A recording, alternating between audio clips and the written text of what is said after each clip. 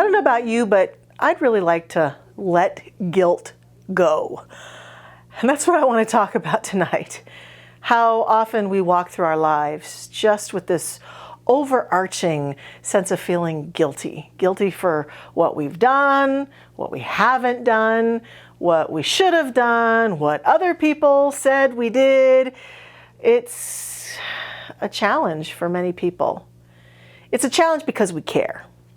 It's a challenge because we like to do well and do right, but it can cloud our vision.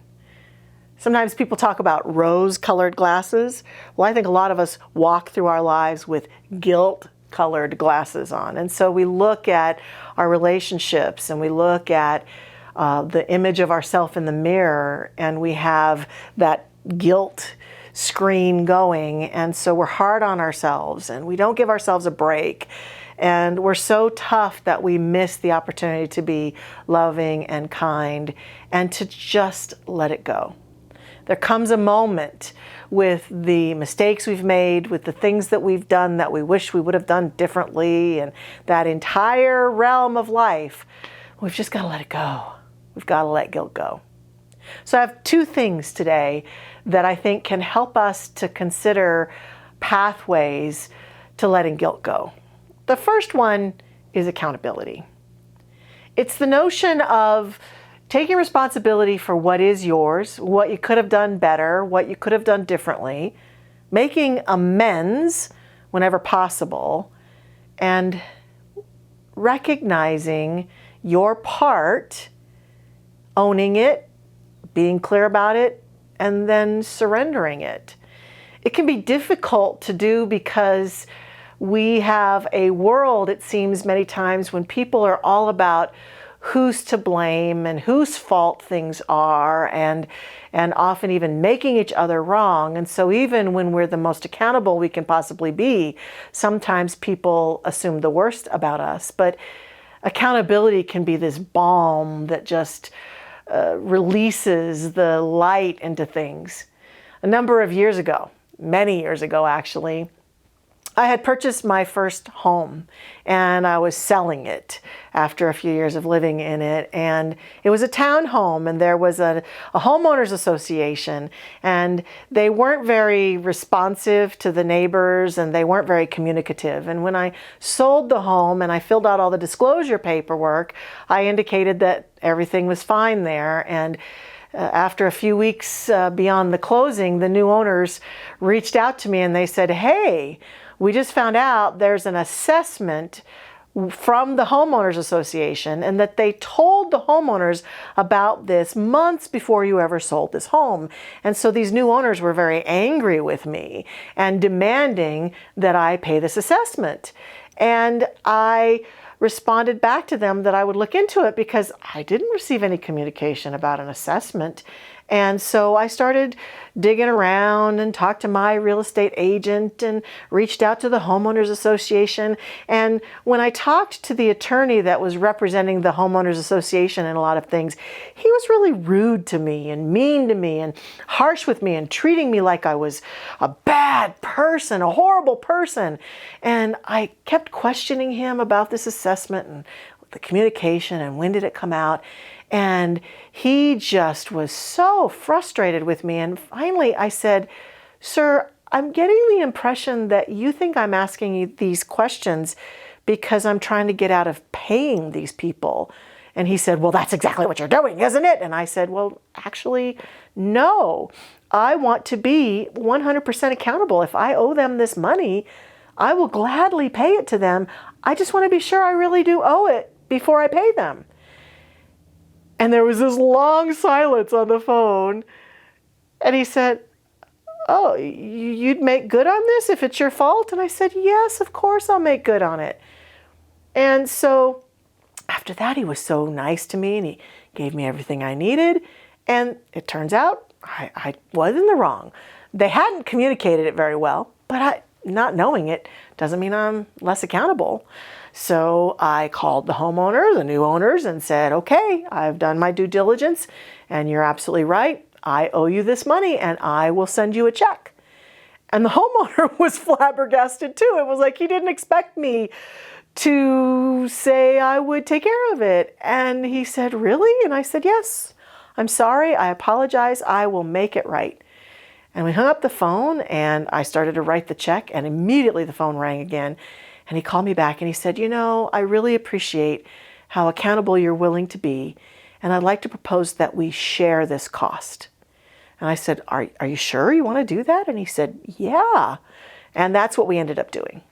It was a moment, a big moment for me, because part of what causes us to fall into guilt and stories has to do with power and struggle, and we feel like someone or something bigger than us, more knowledgeable than us, more powerful than us is making us wrong or is judging us. And so we are prone to judge ourselves. But what I've come to learn is that I can be accountable and be willing to do my part in things. And when I do that, number one, it creates softness with people, and it creates less guilt in me. What I learned that day is that by being accountable, I could walk away from that transaction not feeling that I got away with anything, that I have anything to be remorseful about. It's one small example in my life, and yet I've used it over and over to remind myself, even in little conversations where I'm fighting to be right in a relationship, or I'm feeling horrible about something that I did, that I can take accountability and say, this is where I went wrong. This is where I think I made a mistake.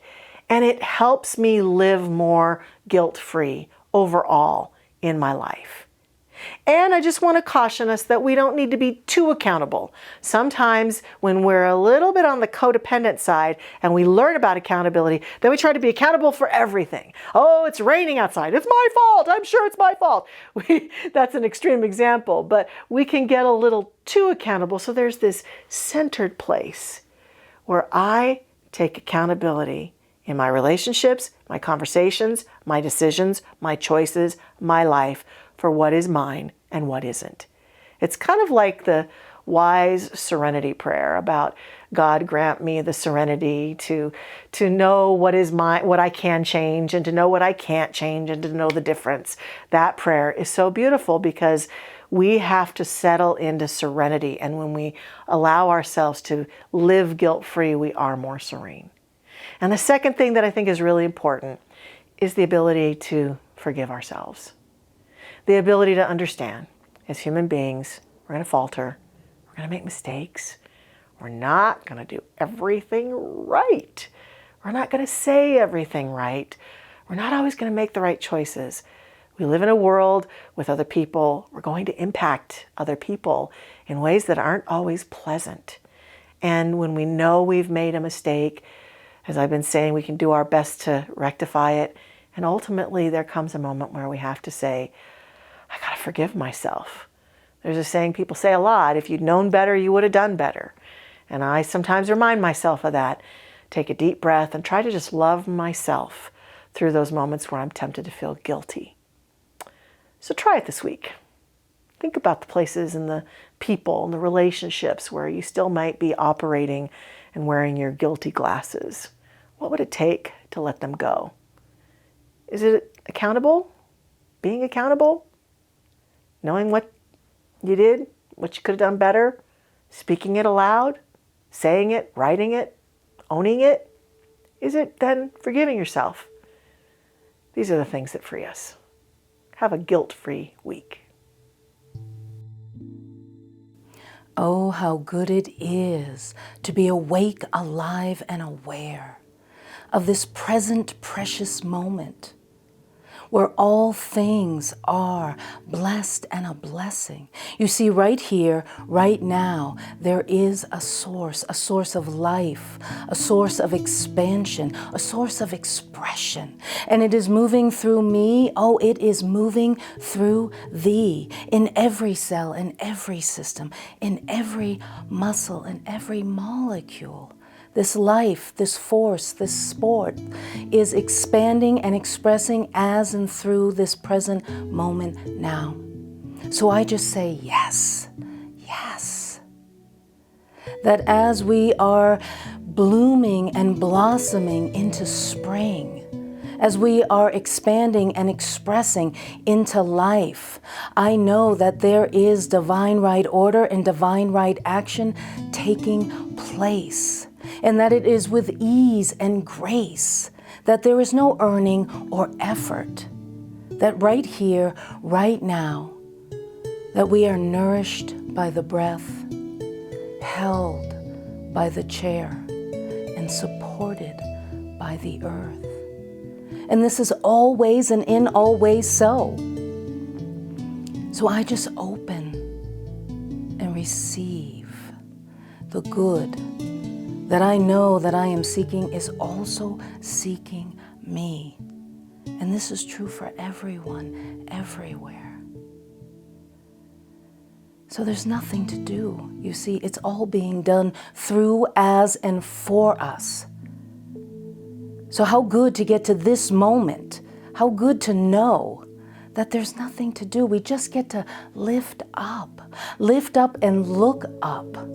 For as we release this now unto the one mind, I know that it takes flight, it soars.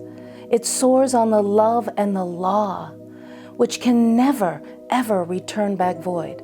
It is always multiplying and magnifying, and we just get to say yes. Oh, I come into full agreement and alignment with this truth here and now. For I know that in the one, this truth is already done. It's already now. I just let go, let it in, and let it be. And so it is.